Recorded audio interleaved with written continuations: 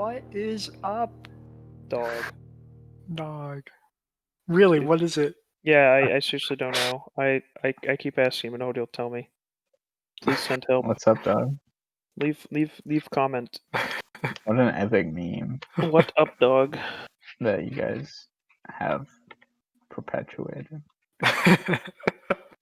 Smells kind of like Bofa in here. Both for what? You fool. You fool. Bank of America? So, you just listened to Billy Cobb with Dumb Songs to Cry To, which leads us to our guest today, DJ Little Dang. Giant. Dang, that was uncalled for. Dang. I was gonna say it leads us into our movie, but I don't know. Yeah, it feels a little distasteful. It was funny. Now, DJ Little Giant Big Giant, hey. Big Giant. has been I like Big following Giant. us since the very beginning. Indeed. And so we're very excited for him to help us close this chapter of our show, Of our radio career. as this will be the last episode of Lost in Translation for this semester. And our So first sad. our first actual finale, season finale. I know. It's Pretty very epic. In fact, watching this movie, the movie we watched this week, took me back to when we were doing Digging Deeper, because Really? I watched this at the beginning of this year. So I was thinking, Yeah, I remember you telling me about it. It was, yeah. I really wanted to see it when you mentioned it because it sounded interesting. yeah, and I saved it last to torture you. Yeah. It was a pretty torturing experience. Yeah, I know. It was.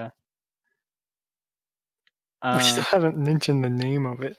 This yeah. week, we went back in time to 1945. Probably 85. 85. Well, I don't know when the movie. It would have been probably around 1941 to 1943. Yeah. The movie came out in 85. But yeah, it came out in 85. To Belarusia. Belarus. Thank you, Probably. Kirill. Is Rus? Oh, I guess Rus means. Yeah. I didn't even think of that. Cringe.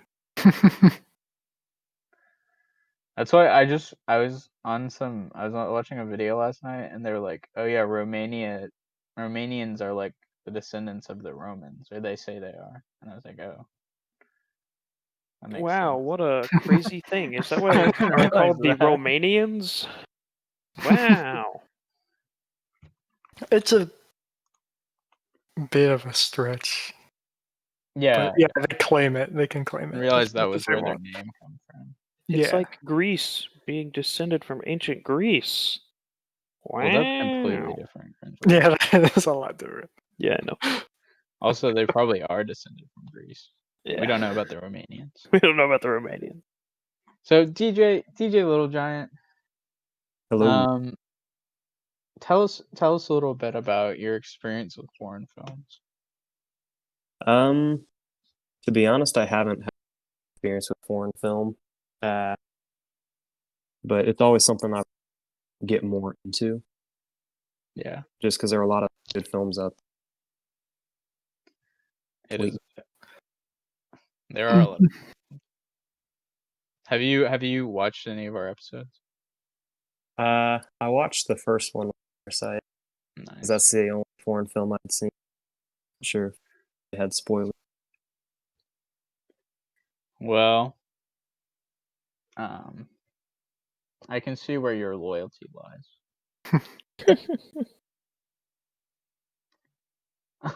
So let's start. Let's get into this wonderful movie. Who wants to discuss the plot?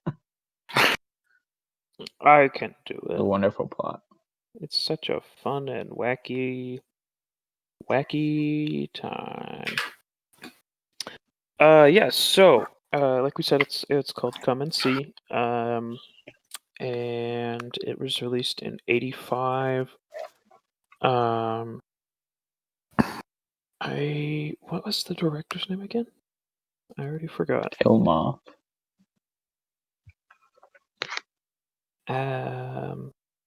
Yes, Elem Klimov.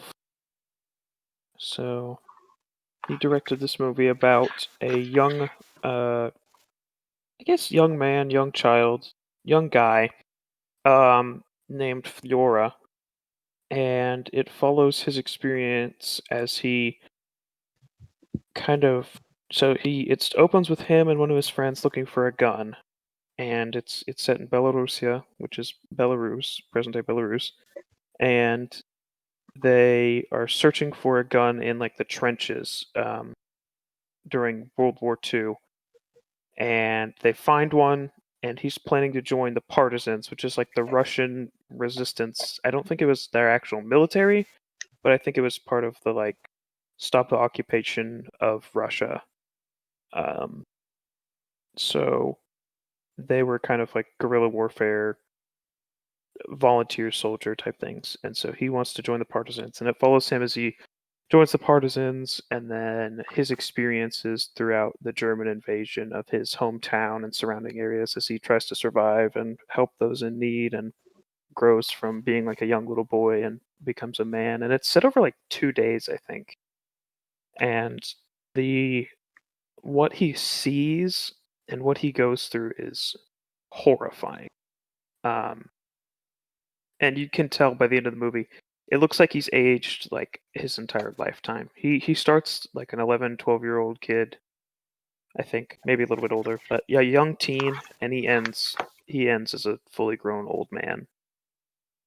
So it's very, very well shot, well directed. Kind of hard to watch though. Yeah, it was very well shot. There were and acted too. Just the faces of the main character, and Fliora. He he portrays his emotions very well. Just you can tell he's really having a rough time, and yeah, Yeah, it's pretty. It's oddly like a coming of age sort of story, and because like he starts off and he has this like he's a child like through the whole thing. I guess does it only take place over 2 days? I didn't realize that. I don't know. When I was reading, it seemed like it only took place over like a couple days. Maybe it yeah. takes place over a longer period of time.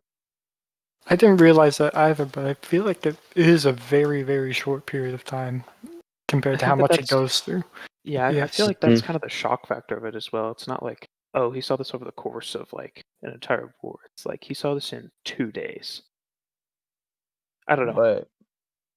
But he starts. It's like it just has this very like the two children playing, and it's got a lot of like weird elements that are sort of like feel like a coming of age story.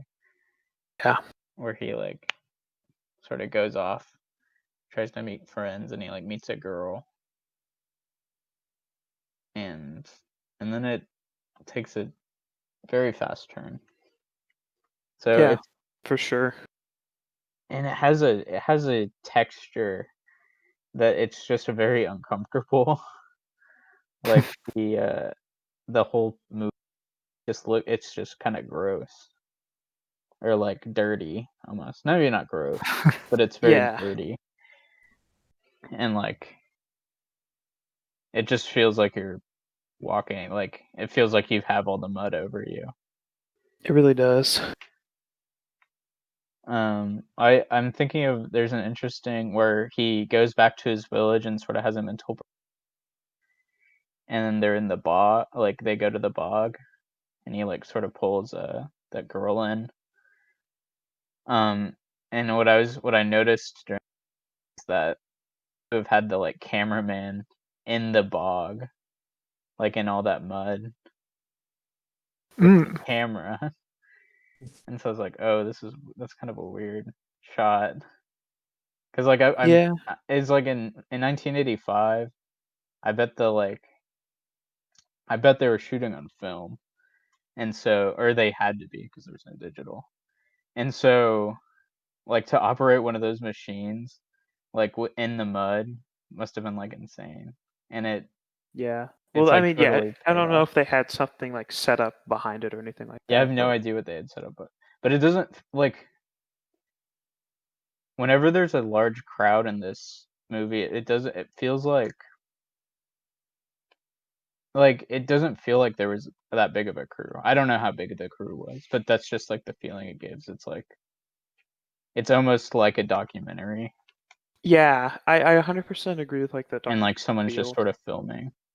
Yeah, it definitely did a good job of placing you like in the events, and you didn't feel like you were being like, oh, this is obviously like a movie and whatever. It's like, oh, I can feel like I am like physically there almost, as if somebody was just like recording this as it was going on. Yeah. Also, the scene with the bird nest. Oh, Oh, that where gave he me like chills. yeah. Steps on it. He steps on a bird nest with all the eggs, and he like looks back and he's like crying. Yeah. I was like, so great. There's a lot of some people don't pointed out to me when I was reading through reviews that there's a lot of like animal cruelty, and I'm not sure exactly how they got away with it, if it's because like of how the Soviet Union didn't have like that many regulations, but the cow that was an actual dying, like they killed a cow for that Oh shot. wow. And I'm assuming the bird nest was real, but I'm not sure. Maybe that was effects. Yeah. I'm also not sure about, there's like a horse that's like downed. I'm not sure if they killed that, but they definitely killed that cow, and some people today do not like that. Yeah. But it all does add to a sort of the whole texture of the movie, Yeah. which is so great about it. I also read as a neat little bit about trivia about the production. They used mostly live rounds in the filming of this movie. Well, maybe not mostly, but often. Like the scene with the cow where they actually did have bullets flying over the actor's head. Oh shoot! And Really? yeah. with like tracer rounds, I'm assuming, Yeah. so that they could see him. That's Yeah, because insane. you could obviously see them like It is. flying through the sky, but that's wild. I can't even imagine like Yeah, laying down. I remember watching I was like, I wonder how this like this actor is probably like partly going through this breakdown Mhm. Yeah, no kidding. through everything he's going through. Right. DJ Little Giant, do you have anything to say about it? No, I was just looking up like what time it takes place, and it says it takes place in 1943. Oh, really? Yeah. Interesting. Another interesting trivia. So they got, when they're burning the barn down, and the guy like slides off the roof. That I guess it's kind of hard to, but like that isn't like They didn't faked. CGI. Like he's sliding down. Actually were like burning a barn down, and they just had Yeah. him slide down the side. Yeah, that scene.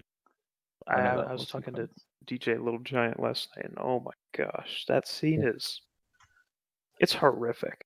It's hard to Like, watch for sure. yeah, it is so like, oh yeah, it is quite something.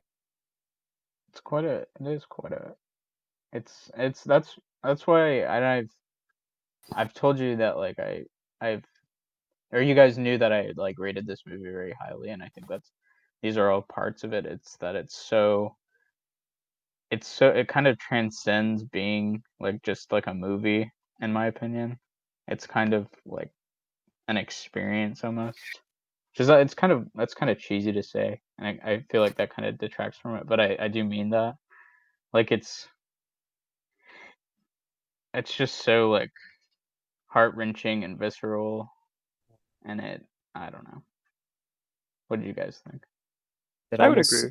yeah, Sorry, go ahead. I agree as well. It's like we were talking about earlier. It's like you're actually there, is what it feels like. Yeah. So it actually feels like you're going through what the main character is going through. Mhm. And it kind of transcends the like I feel like there is a little bit of a cultural difference between what we're used to. And in other movies I feel like it's when that's been the case, it's been maybe a little harder to relate or something. Or maybe that's been part of the conflict, but in here I feel like it's so easily I feel transcended. yeah. I think it's so easy to like 100% translate the idea of just like war is awful, and like there is such like destruction in war. Like you don't have to know anybody in this movie to understand like what the kid goes through or understand like what the people around him are going through, and just like still be just completely shocked about what is happening. Like Russian Village, it doesn't matter. Like you can easily see that with any other culture. Welcome back. Welcome back. Nothing happened. What are you talking about? I don't know what you're talking about. What was the last time I said? We were talking about how the movie does a good job of displaying the horrors of the war, especially Yes. like from a Russian perspective. Oh, Belarusian perspective. Belarus.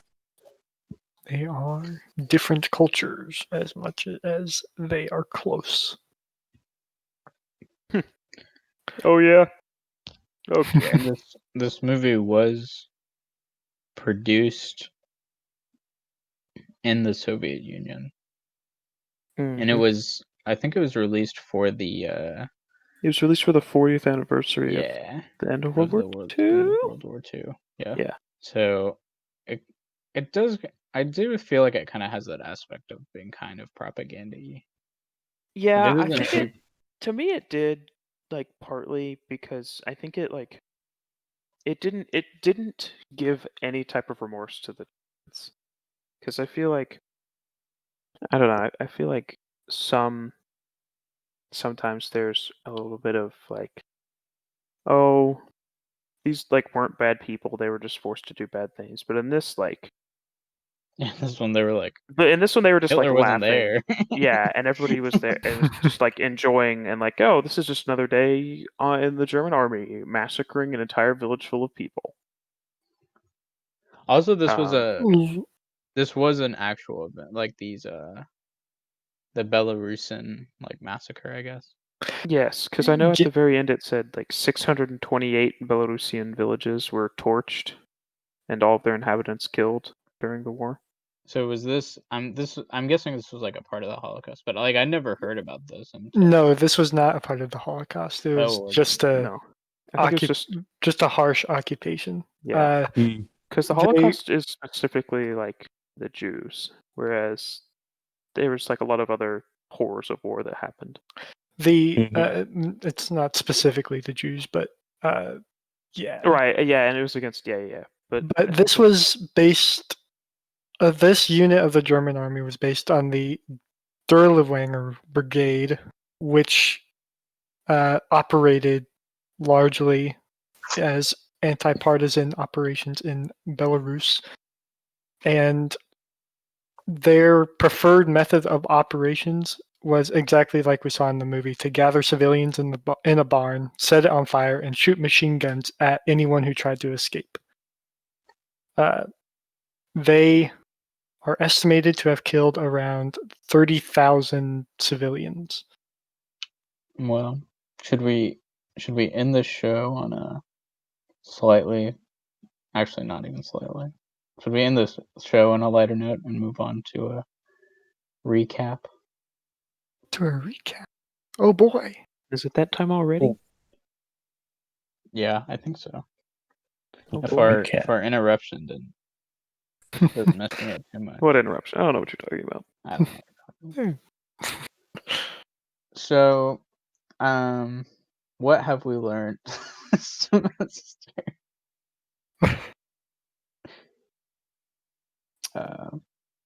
Watch foreign film. Like that's I think that's the biggest takeaway for me is there's so much good foreign film out there that I never would have watched if we hadn't done this. So I would if you are listening and you are on the edge or something, I think do it. You know, just maybe you gotta it's a little bit of an adjustment, sure, but there is so much good film out there that is accessible and it's just fantastic. Yeah. I think we've compiled a pretty good Oh, yeah. starting list. If anyone, so if you're finding our show, go check out the Letterbox. And Yeah, you for can sure. look at all those movies. I'm sure you'll like something in there. We should Someone do actually did follow it. Who I have Hey, no idea who they are. I shout could out to that dox them right person. now. But yeah, we That's have pretty one epic. follower on our Letterbox list. So We should maybe at the very end like rank our top 3 or something like that we would say for people to watch. oh, that'd be good. That'd be good. Let me pull them up. I think I know. We've Well, I watched know 11 movies. Yeah, We've had I know 11 what mine are, but yeah. I don't know what mine are actually. Let's start with DJ Little Giant. What's the top movie that you'd recommend to people? Top foreign film or just Yeah, out of that you've seen in our show. I mean, see, Just- definitely. even yeah, For sure. it was an experience. I think It this was. might be my number one. I think this is a movie that everyone should watch. And I don't say that about a lot of movies. But I think everyone should watch this one, at least. What's your number 2 Maybe and not 3? even you. Let's see. And so I gotta put Incendies. Probably Incendies and City of God. That's a good Oh yeah. list. There's so many good ones. There's so many. It's really hard. That I've kind of forgotten some of the earlier ones, but City of God was really good. Yeah. that is exactly my list. I feel like I might put Incendies above this one Oh. just a little bit, but yeah, Incendies, Come and See, City of God, my top 3. I would say I'm gonna share 2 of them, but I would say I tend to agree with DJ Gothunk that I think Come and See is something that I think everybody should watch just because of like I think it's kind of an important thing.